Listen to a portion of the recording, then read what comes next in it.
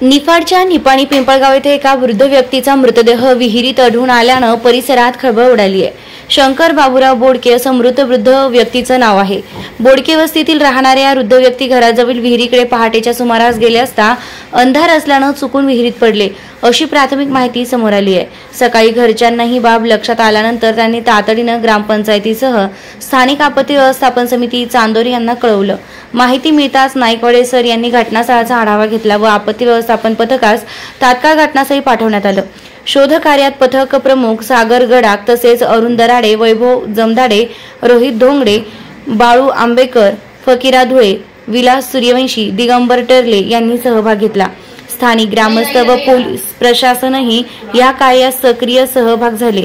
काही तासांच्या प्रयत्नानंतर मृतदेह बाहेर काढण्यात आला। दरम्यान पोलिसांनी पंचनामा करून पुढील तपास सुरू केला आहे। घटनेमुळे गावात शोककळा पसरली आहे।